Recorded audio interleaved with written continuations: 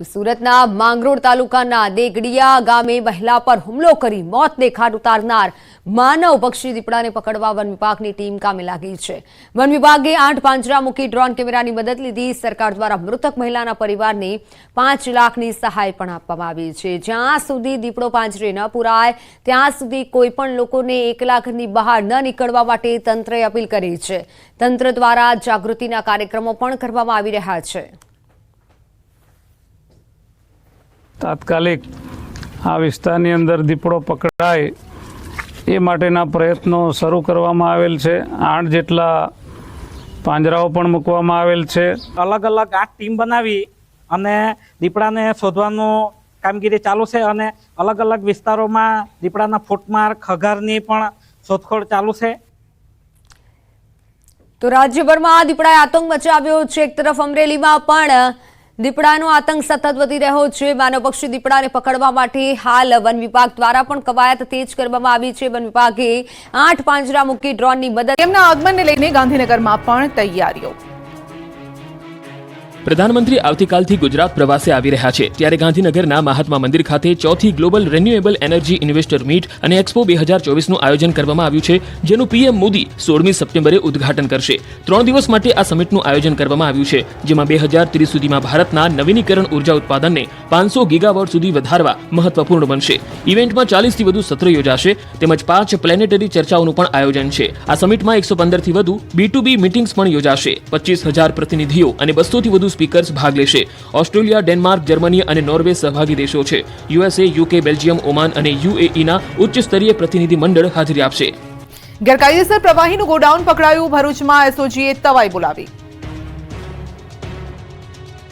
ભરૂચમાં એસઓજીના દરોડામાં 334 નંગ બેરલ જ્વલનશીલ પ્રવાહી મળી આવ્યું। અંકલેશ્વરના જીતાલી પાસે કામધેનુ ઇન્ડસ્ટ્રીઝ એસ્ટેટ 4 સ્થિત પ્રતિજ્ઞા એન્ટરપ્રાઇઝમાં એસઓજીએ દરોડા પાડ્યા। દરોડા દરમિયાન ગોડાઉનમાં સંતાડેલું ગેરકાયદે અને જોખમી જ્વલનશીલ પ્રવાહી મળી આવ્યું। પોલીસે 334 નંગ બેરલ સાથે કુલ 22.15 લાખથી વધુનો મુદ્દામાલ જપ્ત કર્યો।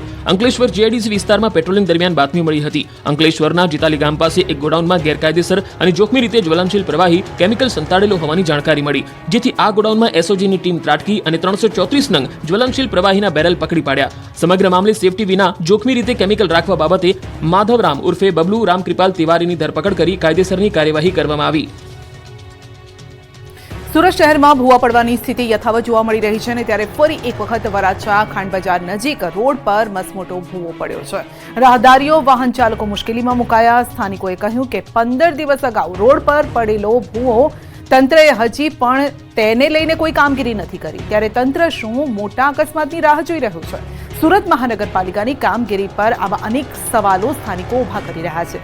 તાજેતરમાં રોડ વચ્ચે ભૂવો પડતા 3 લોકો ખાબક્યા હતા અને વહેલી તકે ભૂવાનું સમારકામ કરવાની શહેરીજનોએ માંગ કરી છે। બસ સમયસર ન આવતા વિદ્યાર્થીઓએ હંગામો મચાવી દીધો। આણંદના જૂના બસ મથકે વિરોધનો વંટોળ સર્જાયો। અવારનવાર બસની તકલીફ હોવાથી વિદ્યાર્થીઓ રોષે ભરાયા। નોકરિયાત અને વિદ્યાર્થીઓને સવારે 7 વાગ્યાની બસ 8 વાગ્યે મળતા હોબાળો થયો। તો ડેપો તરફથી આગામી દિવસોમાં તકલીફ નહીં પડે તેવી ખાતરી આપતા મામલો થાળે પડ્યો। ઘટનાની જાણ થતાં પોલીસ ઘટના સ્થળે પહોંચીને હાલ સ્થિતિ કાબૂમાં છે। બસ સમયસર ન આવતા કોલેજના પેપર છૂટ્યા હોવાનો વિદ્યાર્થીઓનો આરોપ છે। 1 મહિનાથી બસ ન મળવાની પણ ફરિયાદ ઉઠી છે। ડેપો મેનેજર સરખો જવાબ ન આપતા હોવાનું વિદ્યાર્થીઓ કહી રહ્યા છે।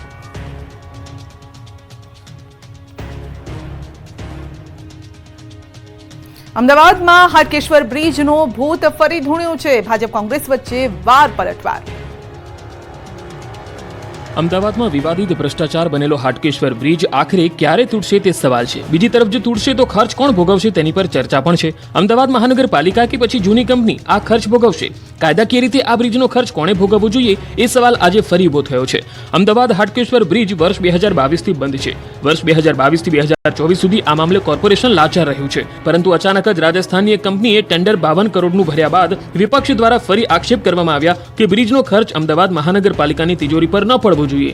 જૂની કંપની બ્રિજ તોડવાનો ખર્ચ ભોગવે તેવી કોંગ્રેસે માંગ કરી હતી। બ્રિજ તોડવા માટે આખરે 4 વખત ટેન્ડર બહાર પાડ્યા હતા। રાજસ્થાનની એક કંપનીનું સિલેક્શન થયું છે। વિપક્ષ નેતા શહેજાદ ખાન પઠાણે આક્ષેપ કર્યા કે 40 કરોડના ખર્ચે બનેલા બ્રિજમાં જો ભ્રષ્ટાચાર ન થયો હોત તો નવો બ્રિજ બનાવવો પડ્યો ન હોત। 40 કરોડ અને નવા 52 કરોડ એમ કુલ 92 કરોડના ખર્ચે આ બ્રિજ તૈયાર થશે। દિવાળીના તહેવારો દરમિયાન વધારાની એસટી બસો દોડાવાશે। દિવાળી પર વતન જવા સરળતાથી મળી રહેશે એસટી બસ. સરકાર દ્વારા દિવાળીના તહેવારને લઈ એક્સ્ટ્રા બસો મૂકવામાં આવી છે. ગૃહ રાજ્યમંત્રી હર્ષ સંઘવીએ આ તમામ માહિતી આપી. સૌરાષ્ટ્ર ઉત્તર ગુજરાતના શ્રમજીવીઓ સુરતમાં મોટા પ્રમાણમાં વસે છે, ત્યારે દિવાળીના તહેવારે પોતાના વતનમાં જવા માટે તકલીફ ન પડે તે માટે રાજ્ય સરકારે સુરત અને અમદાવાદથી એક્સ્ટ્રા બસોનું આયોજન કર્યું છે. તારીખ 24 ઓક્ટોબરથી લઈ 27 સુધી 2200થી વધુ બસો દોડશે, જેમાં સૌરાષ્ટ્રની બસો વરાછા રોડ પર ધારુકા કોલેજના ગ્રાઉન્ડમાંથી ઉપડશે, જ્યારે લાભપાચમ સુધી અમદાવાદની બસોનું સંચાલન સુરત સેન્ટ્રલ બસ સ્ટેશનથી થશે. આ સાથે સાથે કોઈ પરિવાર કે સોસાયટીમાંથી આખી બસનું બુકિંગ કરાશે તો તેમને ડોર ટુ ડોર પિકઅપ અને ડ્રોપની સુવિધા આપવામાં આવશે. વધુમાં ગૃહ રાજ્યમંત્રીએ માહિતી આપતા કહ્યું કે જો વધુ બસની ડિમાન્ડ હશે તો હજુ એક્સ્ટ્રા બસો પણ મૂકવામાં આવશે. ગણેશ વિસર્જન અને મોહરમના તહેવારમાં પોલીસ બની સતર્ક. રાજપીપળામાં પોલીસની ફ્લેગ માર્ચ. સુરતમાં ગણેશ મહોત્સવમાં કાંકરી ચાળો થયા બાદ રાજ્યભરની પોલીસ સતર્ક બની ગઈ છે. ગણેશ વિસર્જન અને મહોરમના તહેવારને લઈને રાજપીપળા પોલીસ એક્શન મોડ પર છે. તહેવારો દરમિયાન શાંતિ જળવાઈ રહે તે માટે રાજપીપળા પોલીસે ફૂટ પેટ્રોલિંગ કર્યું. શાંતિ ડહોળાય એવી ઘટના રાજપીપળામાં ન બને તે માટે જિલ્લા પોલીસ અધિક્ષક પ્રશાંત સુંબે દ્વારા રાજપીપળા શહેર ટાઉન પોલીસ સ્ટેશન ખાતે શાંતિ સમિતિની બેઠક યોજી. બેઠકમાં ગણેશ મંડપ આયોજકો અને હિન્દુ મુસ્લિમ સમાજના આગેવાનો પણ હાજર રહ્યા હતા. શહેરમાં કાયદો અને વ્યવસ્થા જળવાઈ રહે અને કોઈ અનિચ્છનીય બનાવ ન બને એ માટે શાંતિ જાળવવા પોલીસે નગરજનોને અપીલ કરી. આ દરમિયાન ગણેશ વિસર્જનને લઈને પણ મહત્વનો નિર્ણય લેવાયો, જેમાં આ વખતે કૃત્રિમ તળાવમાં ગણેશ મૂર્તિનું વિસર્જન નહીં કરવામાં આવે, જો કે વિસર્જન માટે પાલિકા દ્વારા વ્યવસ્થા કરવામાં આવશે. ભાદરવી પૂનમને લઈને ધમધમી ઉઠ્યા અંબાજીના રસ્તા. અલગ જ પોશાકમાં રાજકોટથી અંબાજી જવા નીકળ્યો સંઘ. ડીજેના તાલ, માં અંબાના નાદ અને કંઈક અલગ જ પોશાક.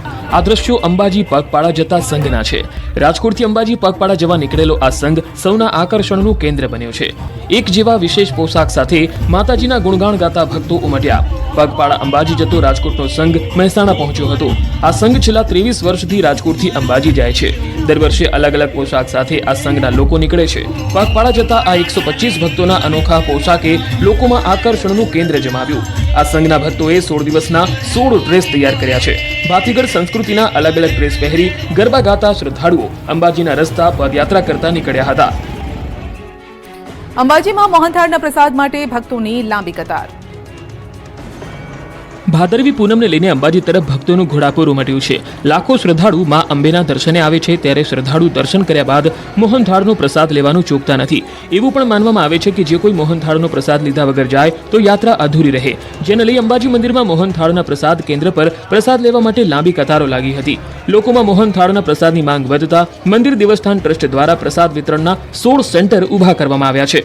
મંદિર પરિસર જ નહીં, મંદિરની બહાર પણ પ્રસાદ કેન્દ્ર શરૂ કરવામાં આવ્યું છે. આ વખતે લાખો રૂપિયાનો મોહનથાળનો પ્રસાદ વેચાઈ રહ્યો છે. એટલું જ નહીં, અંબાજી મંદિર દ્વારા ચીકીના પ્રસાદ વેચાણ માટે પણ વ્યવસ્થા કરવામાં આવી છે. પણ ચીકીનું વેચાણ ઓછું હોવાથી ચીકીના વેચાણ માટે માત્ર 2 સ્ટોલ જ કરવામાં આવ્યા છે.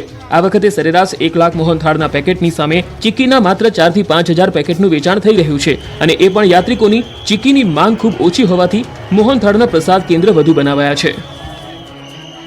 મોબાઈલનો યુગ છે, ત્યારે પદયાત્રીઓમાં મોબાઈલ ચાર્જિંગનો કેમ્પ પણ આકર્ષણનું કેન્દ્ર બન્યો. અંબાજી તરફના રસ્તાઓ પદયાત્રીઓથી ધમધમી ઉઠ્યા. અંબાજી મેળાનો આજે 3જો દિવસ છે, ત્યારે અવિરતપણે ભક્તો પગપાળા નીકળીને માં અંબાના ધામે પહોંચી રહ્યા છે. ભક્તોની સેવા માટે અનેક સેવા કેમ્પો અંબાજીના રસ્તાઓ પર જોવા મળી રહ્યા છે. જો કે જલોત્રા પાસે બનાવેલા મોબાઈલ ચાર્જિંગ કેમ્પ પગપાળા જતા ભક્તો માટે આકર્ષણનું કેન્દ્ર બન્યા છે. દૂર દૂરથી માના ધામ સુધી પગપાળા આવતા ભક્તોના મોબાઈલ ચાર્જ રહે તે માટે ધાનેરાના હરિમિત્ર મંડળ દ્વારા જલોત્રા પાસે મોબાઈલ ચાર્જિંગનો કેમ્પ શરૂ કરાયો છે. ધાનેરાના મિત્રો અંબાજી પગપાળા જઈ રહ્યા હતા, ત્યારે તેમને મોબાઈલ ચાર્જ કરવામાં બહુ જ તકલીફ પડતી હતી. મોબાઈલ બંધ રહેતા પરિવારજનો પણ મુશ્કેલી અનુભવતા હતા. તેથી ધાનેરાના મિત્રોએ ભેગા મળી પાલનપુર અંબાજી રોડ પર જલોત્રા પાસે મોબાઈલ ચાર્જિંગ કરવા માટેનો કેમ્પ બનાવ્યો. આ કેમ્પમાં 25